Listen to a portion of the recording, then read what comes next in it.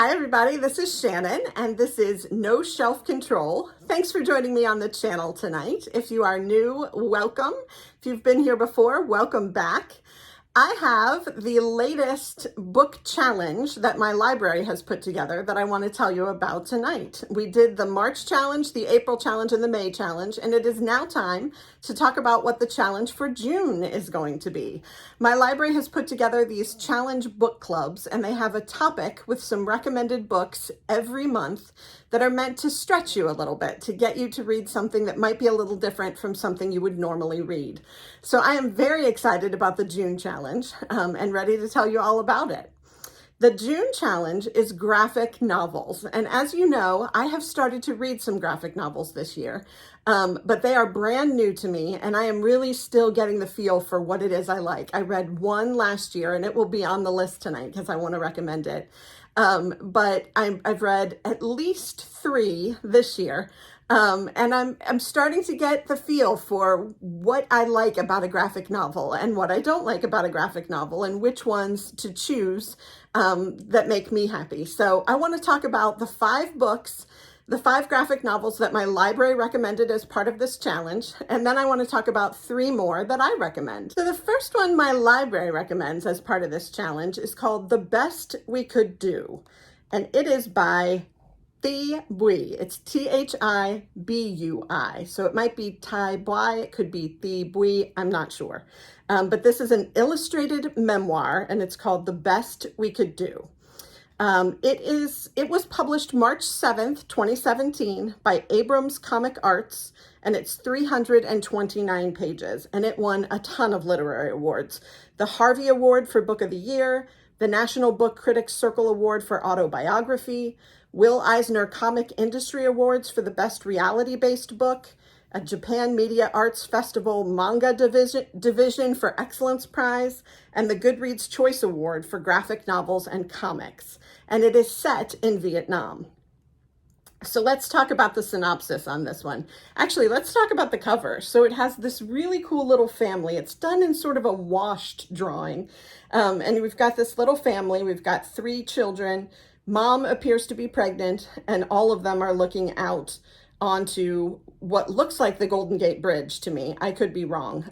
As they said, the book was set in Vietnam, but I'm guessing there's an immigration involved here. So I just thought the picture was beautiful and intriguing, and really like the cover. Here's the synopsis. The Best We Could Do, the debut graphic novel memoir from Thi Bui, is an intimate look at one family's journey from their war-torn home in Vietnam to their new lives in America. Exploring the anguish of immigration and the lasting effects that displacement has on a child and her family, Bui documents the story of her family's daring escape after the fall of South Vietnam in the 1970s and the difficulties they faced building new lives for themselves. At the heart of Bui's story is a universal struggle. While adjusting to life as a first-time mother, she ultimately discovers what it means to be a parent, the endless sacrifices, the unnoticed gestures, and the depths of unspoken love.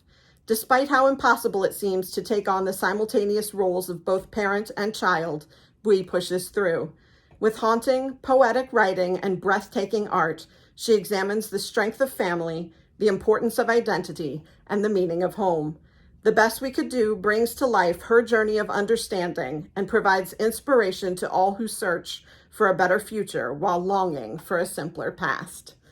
So I love the idea that she did her memoir in graphic novel. So not only do we get to read the words and feel the feelings, but we get to see the pictures. And that really is the beauty of a graphic novel. And the fact that she both wrote it and drew it tells me that it's really true to her story. So I'm excited about that. I'm also excited about the story of motherhood. I'm always interested in what people have to say about the mothering experience, because it's an experience that I have every day. And so I'm curious to compare mine to what others, have gone through. And then an immigration story and a debut. So very excited about this title. Really love the cover, and hope to dip into this one perhaps for the June challenge. The second one on my library's list is called Gender Queer, another memoir. And this one is by Maya Kobabe. And this also has a very interesting cover. So you have this gentleman here standing in the water with his shorts hiked up or his pants hiked up. So he's looking down at his reflection here, and his reflection appears to either be a much younger man or a much wilder man. He almost sort of reminds me of Mowgli with the long hair and the shorts. But we will see what this has to do with the story. But clearly he has some different perception of his reflection than he does himself. So this is a memoir. It's called Gender Queer. It was published May 28th, 2019 by Oni Press, and it's 240 pages. It won an ALA Alex Award, which I believe is for young adult fiction, and it is set in California. Here's the synopsis. In 2014, Maya Kobabe, who uses EM-air pronouns, thought that a comic of reading statistics would be the last autobiographical comment E would ever write. At the time, it was the only thing E felt comfortable with strangers knowing about M. Now, Gender Queer is here. Maya's intensely cathartic autobiography charts their journey of self-identity, which includes the mortification and confusion of adolescent crushes, grappling with how to come out to family and society, bonding with friends over erotic gay fan fiction, and facing the trauma of pap smears. Started as a way to explain to Air family what it means to be non-binary and asexual, Gender Queer is more than a personal story. It is a useful and touching guide on gender identity, what it means and how to think about it for advocates, friends, and humans everywhere. So really excited about this one. I'm always looking for more information about different lifestyles, things that I don't know about, don't understand. And this sounds like a exploration of gender queer that I'm not familiar with. I had never heard of EM-air pronouns. I'm excited to learn that those are pronouns you can use, and that this is about gender identity and how this person moves through the world and what challenges they face and what it really means. It says what it means to be non-binary and asexual. I don't know the answers to those questions. So I am intrigued and always looking to learn more. And my favorite way to learn more is always through literature. So this is a graphic novel memoir, another one, by Maya Kobabe called Gender Queer. So take a look for that one. It was published in 2019, so you should be able to get your hands on a copy. The next one is March. It is by John Lewis, Andrew Aiden, and Nate Powell, and there are 3 books. And the recommendation from the library recommended all 3 books. So I don't mind if something is great putting 3 books on my TBR. But this is the John Lewis that you're familiar with, the one who marched in Alabama, very famous civil rights leader, and this is him. So the 3 books are all called March. It's March Book 1, Book 2, and Book 3. They all 3 have the same 3 authors. It was published August 13th, 2013 by Top Shelf Productions. And the characters are Martin Luther King Jr., John Lewis, Fred Gray, James Lawson, and Ben West. And it is set in Alabama and Washington, D.C. And it won, again, a ton of literary awards. The Harvey Award for Best Artist, Best Graphic Album Original, Best Biographical, Historical, or Journalistic Presentation. So won a lot of awards.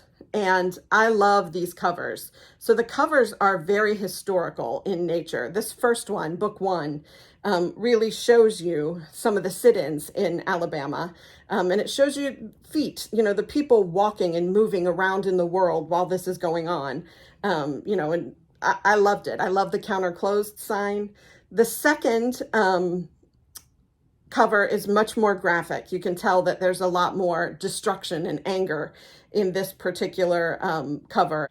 You can see John Lewis speaking here in front of the Washington Monument. And I can't remember what it's called, that area in front of the Washington Monument. It's just not coming to my mind, but you know what I mean. And so that is March Book 2 with the burning truck. And then March Book 3 looks like the actual march over the bridge in Alabama that we hear so much and learn about in school. So I am fascinated by the opportunity to learn about this part of history from John Lewis in a graphic novel. So I think this might be a really cool one to share with my son if he's into it. So I can't wait to pick this one up. The synopsis goes like this. March is a vivid first-hand account of John Lewis's lifelong struggle for civil and human rights, meditating in the modern age on the distance traveled since the days of Jim Crow and segregation. Rooted in Lewis's personal story, it also reflects on the highs and lows of the broader civil rights movement. Book 1 spans John Lewis's youth in rural Alabama, his life-changing meeting with Martin Luther King Jr., the birth of the Nashville student movement, and the battle to tear down segregation through nonviolent lunch counter sit-ins, building to a stunning climax on the steps of City Hall.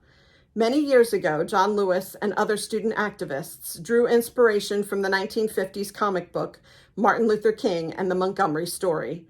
Now his own comics bring those days to life for a new audience, testifying to a movement whose echoes will be heard for generations. So the opportunity to learn history through a graphic novel, what a great idea.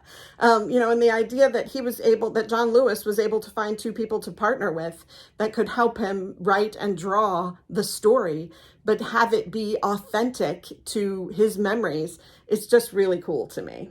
So that is March, books 1 through 3, came out in August 2013. The next one I'm sure you've heard about because it has gotten a lot of press for being banned in a lot of places, primarily the southern United States. But this is The Complete Mouse. This is another one that my library recommends for this challenge, and it's one that I'm reading right now. I'm about 2/3 of the way through it. This is by Art Spiegelman, and it is a winner of the Pulitzer Prize. You can see here on the cover, we've got mouse written, but then we've got the swastika. And I think it's a cat face. I don't think it's just a mean mouse. And then the two mice down here that are fleeing the Holocaust. So it's a really good book. Let me tell you more about it. So it was published October 2nd, 2003, which is why it's a little funny that it's getting so much press this year. It's really only getting that much press because people are banning it.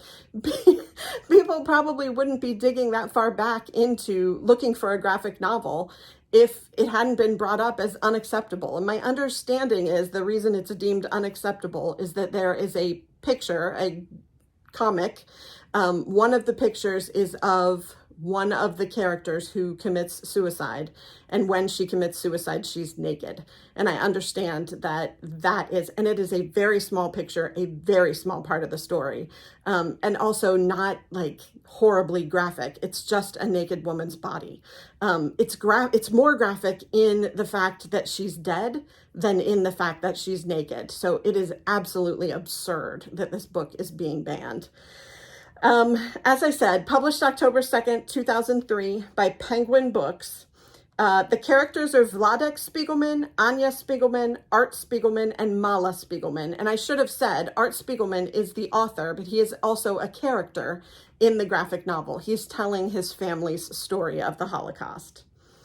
Here is the synopsis.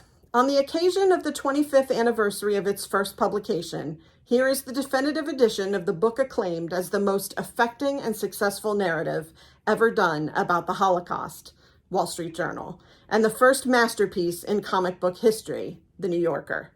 The Pulitzer Prize-winning Mouse tells the story of Wladek Spiegelman, a Jewish survivor of Hitler's Europe, and his son, a cartoonist, coming to terms with his father's story.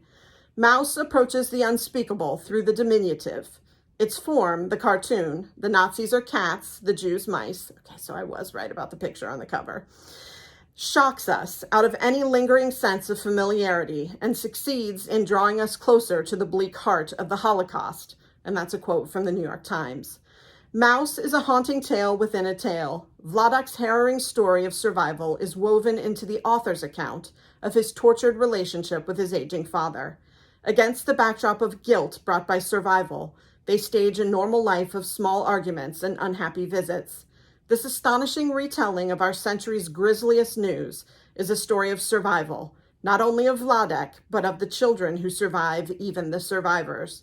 Mouse studies the bloody paw prints of history and tracks its meaning for all of us.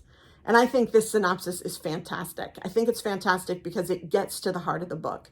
The book is not just about the Holocaust. It is primarily about the Holocaust and about, Germany and Jews during the war, or prior to the war. But it's also about the relationship between the son, who is here in the United States later, after the Holocaust, after his dad survives, and what that relationship with a father who survived the Holocaust is like, what any of our relationships are like with our parents, and how that plays out, how the Holocaust comes into that, how it makes no difference, how relationships between father and son are relationships between father and son, regardless of what happened to your dad in his past. But I love that part of this book, that it is not just about the heavy Holocaust topic and what happened to Vladek Spiegelman, but what his life looks like and what Art Spiegelman's life looks like because of it. So I highly recommend checking this one out. It is, it's a graphic novel. It does not take long to read. It is something you're going to want to think about, though. It's not a graphic novel that you're just going to fly through. So give it some time. It also is a book 1 and book 2. I'm recommending The Complete Mouse, which is one book where you get both of them. That's what I'm working through. So I hope you will check it out. I would love to hear what you think about it. The next one that my library recommends is called They Called Us Enemy, and it is by George Takei. And yes, I do mean that George Takei of Star Trek fame.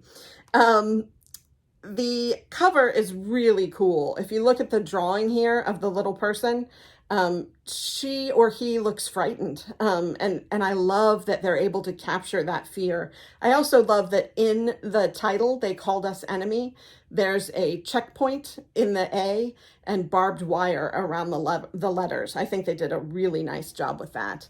And this, book also has the name Isinger Scott Becker on it. So that is someone who assisted George Takei. Takei. In Japanese, it should be Takei, but I always hear him referred to as George Takei. So I'm going to go with that. It was published July 16th, 2019 by Top Shelf Productions, and it's 208 pages.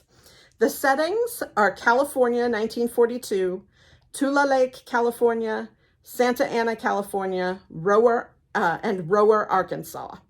Got a lot of literary awards. The Rhode Island Teen Book Award for honorable mention, the Lincoln Award, the Will Eisner Comic Industry Awards for best reality-based work, and a Goodreads Award. So here's the synopsis on this one. A graphic memoir recounting actor, author, activist George Takei's childhood imprisoned within American concentration camps during World War II. Experience the forces that shaped an American icon, and America itself. Long before George Takei braved new frontiers in Star Trek, he woke up as a 4-year-old boy to find his own birth country at war with his father's, and their entire family forced from their home into an uncertain future.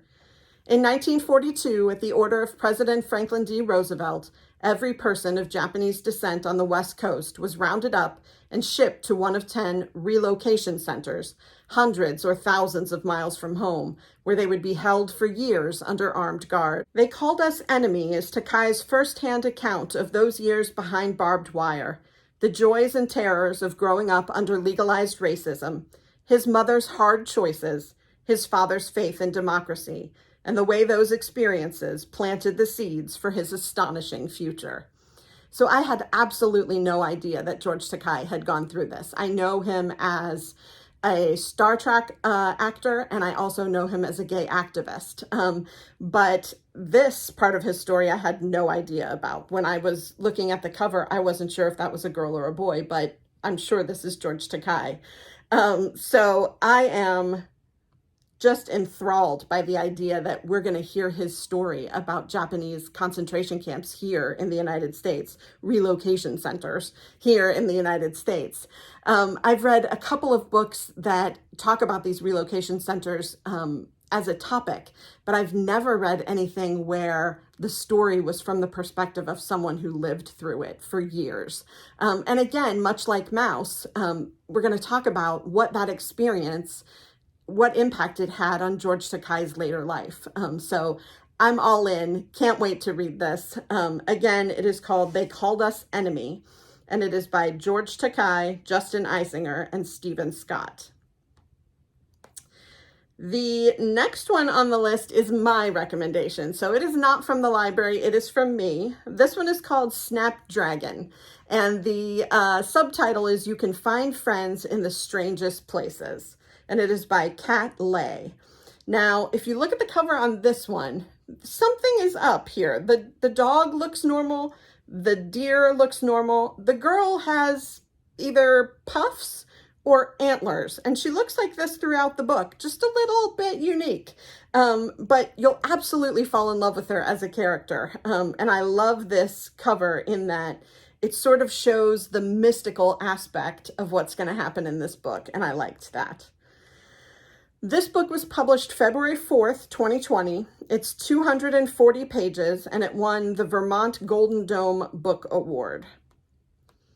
Here's the synopsis. Kat Lay's Snapdragon is a magical realist graphic novel about a young girl who befriends her town's witch and discovers the strange magic within herself. Snap's town had a witch, at least that's how the rumor goes. But in reality, Jax is just a Crocs-wearing, internet-savvy old lady who sells roadkill skeletons online after doing a little ritual to put their spirits to rest. It's creepy, sure, but Snap thinks it's kind of cool, too. They make a deal. Jax will teach Snap how to take care of the baby opossums that Snap rescued, and Snap will help Jax with her work. But as Snap gets to know Jax, she realizes that Jax may in fact have real magic and a connection with Snap's family past. So there's a lot to this book. The synopsis is good from a high level, what's going to happen in the book, what it's about. But there is so much more and so much deeper to this story. So there is a lot of LGBTQ references that are super positive and super heartwarming. I love what we learn about Jax, what we learn about Snap and her best friend. So really intriguing story that has a lot of layers to it. The magical realism is only part of it. The realism part is also absolutely endearing. So I read this one really quickly. It was effectively my first graphic novel, and I loved it, and it's gotten me to explore more. So, as you can see, I highly recommend it. The next one is one that I've heard about and want to recommend. I hear a lot about it, and that's why it's on my list. It's called Pashmina, and it is by Nidhi Chanani. Here on the cover, we have a pashmina wrapped around the neck of a young woman, and it's blowing in the wind. I really like this cover. I love the red. I love the colors. Color is a big thing for me. And the blurb on the cover says, colorful and deeply personal, Pashmina illuminates the experience of an Indian American teenager and invites us to contemplate the power of our choices. And that is by Jean Nguyen Yang, who we talked about last week, national best-selling author of American-Born Chinese. And that is the graphic novel that's being turned into a Disney movie. So when we talked about books that were being turned into movies, that was where we talked about American-Born Chinese. But this is Pashmina by Nidhi Chanani, published October 3rd, 2017. The publisher is First Second, and it's 176 pages. It won the Mythopoeic Fantasy Award for Children's Literature and the VLA Graphic Novel Diversity Award for Youth, both in 2017. Here's the synopsis. Priyanka Das has so many unanswered questions. Why did her mother abandon her home in India years ago? What was it like there? And most importantly, who is her father, and why did her mom leave him behind? But Pri's mom avoids these questions. The topic of India is permanently closed. For Pri, her mother's homeland can only exist in her imagination. That is, until she finds a mysterious pashmina tucked away in a forgotten suitcase. When she wraps herself in it, she's transported to a place more vivid and colorful than any guide or Bollywood film. But is this the real India? And what is that shadow lurking in the background? To learn the truth, Pri must travel farther than she's ever dared and find the family she never knew. In this heartwarming graphic novel debut, Nidhi Chanani weaves a tale about the hardship and self-discovery that is born from juggling two cultures. So, Love the idea that she can be transported through this Pashmina, that she has lots of questions about her family, about her mom, about who her dad is, and that this Pashmina is transporting to a place where she can get those answers and see what her mom's life in India is like. So, and the fact that it's a graphic novel means we're actually going to see what she sees when she's transported. So that's the beauty of a graphic novel, is you get that one more element beyond your imagination that gives you a little more concrete vision of what the story is really about. And this sounds like the perfect opportunity for those kinds of pictures. The next one on my list has a special story. So I've heard lots about these books. They are the Heartstopper graphic novels, and they are by Alice Oseman, or Oseman, I don't know. There are 4 volumes that I know of, and they all have covers that look very much like this. They are 2 people, usually close together or holding hands, and this one has leaves falling and is all in green. Each one is a little bit different. I'm not sure if they're different people, but it's always sort of like this. You would recognize a Heartstopper cover one to the next because they're very similar. This one, Volume 1, was published in October 2018. It is a self-published Kickstarter book, which I think is super cool. If you don't know what Kickstarter is, it's a crowdfunding way to get money for something that you want to create, a business you want to start, a product you want to deliver, or apparently a book you want to publish. So this one is Kickstarter funded, and it is 288 pages. It is set in Kent, England, in the United Kingdom. So let's talk about the synopsis, and then I'll tell you what's so special about this book. Charlie, a highly strung, openly gay overthinker, and Nick, a cheerful, soft-hearted rugby player, meet at a British all-boys grammar school. Friendship blooms quickly, but could there be something more? Charlie Spring is in year 10 at Troom Grammar School for boys. The past year hasn't been too great, but at least he's not being bullied anymore. Nick Nelson is in year 11 and on the school rugby team. He's heard a little bit about Charlie, the kid who was outed last year and bullied for a few months, but he's never had the opportunity to talk to him. They quickly become friends, and soon Charlie is falling hard for Nick, even though he doesn't think he has a chance. But love works in surprising ways, and sometimes good things are waiting just around the corner. So I think these will be great books. I love the fact that they're Kickstarter published. That got my attention. I also, and as I've mentioned before, am heading to Japan in about a week. And I needed some gifts. When you travel to Japan, there's the tradition of omiyage, where you give a gift to someone that you're visiting. I needed some gifts for my host sisters' older daughters. They're grown women, they're college age and older young women. And I needed gifts to be able to give them. Well, they love English, but their English may not be good enough that they want to sit down and read an entire dense novel in English.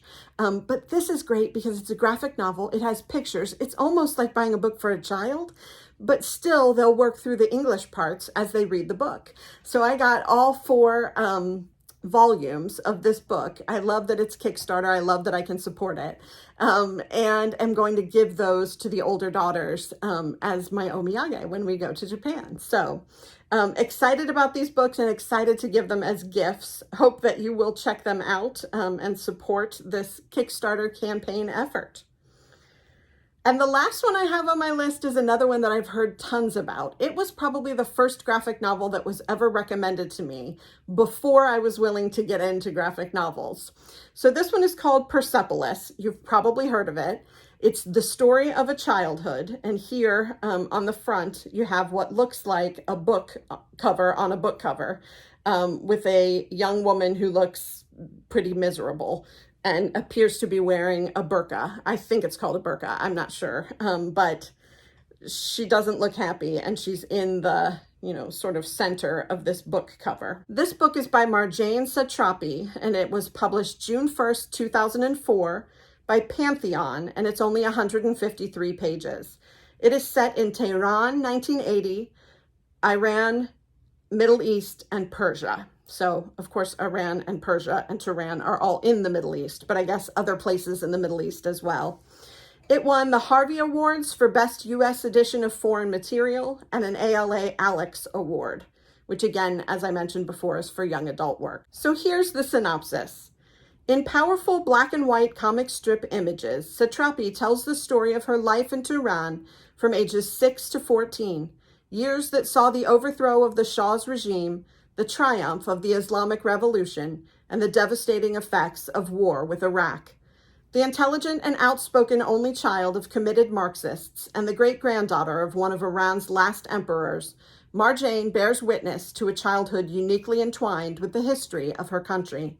Persepolis paints an unforgettable portrait of daily life in Iran and of the bewildering contradictions between home life and public life. Marjane's child's eye view of dethroned emperors, state-sanctioned whippings, and heroes of the revolution allows us to learn, as she does, the history of this fascinating country and of her own extraordinary family.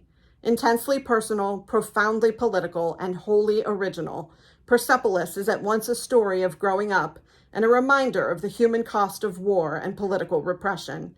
It shows how we carry on with laughter and tears in the face of absurdity. And finally, it introduces us to an irresistible little girl with whom we cannot help but fall in love. So I'm dying to give this one a try. As you've noticed, most of the graphic novels that I picked or were recommended by my library are stories of individuals' lives. They may be memoirs, they may be fictionalized accounts of their lives, but they are reflections of what it is like to be other in some way, an immigrant, a queer person, a person who is living in a country that I don't know much about, a person who is going through war or the Holocaust. These are all really intriguing stories of self that are done in both words and pictures. And I think that sometimes that is an easier way to express our reality, when we have, or to have our reality be understood when we can provide those pictures as well. So Persepolis being about the Middle East and this young woman's experience in Tehran from the ages of 6 to 14, I think that should be fascinating. And I love the idea that the synopsis says that this is an endearing little girl that I'm going to fall in love with. So I really like that part as well. That is all I have for you today with regard to graphic novels and my library's June challenge. I hope that you will be able to find something in there. Surely you can find something in there that you would want to read to try out a graphic novel in June. I will definitely be picking at least one, and I'm not ready to make my decision quite yet, but there will definitely be a graphic novel, including finishing Mouse, at least another one in the month of June. If you enjoyed this, if you like hearing about graphic novels, if you like hearing about my library's monthly challenges, please click like and subscribe. I want to do more of these if there's something that you enjoy. I also have a wish list at the bottom of my video descriptions. If you would like to gift me with a book, I would be incredibly grateful. What I will do, Bookshop will send me the book directly, and I will read it, give it a review on the channel, and give you a big shout out and thank you. I love it when that happens. So I hope you will keep coming back. I have lots more bookish things to talk with you about, and I hope you're looking forward to it as much as I am. Take care. Bye.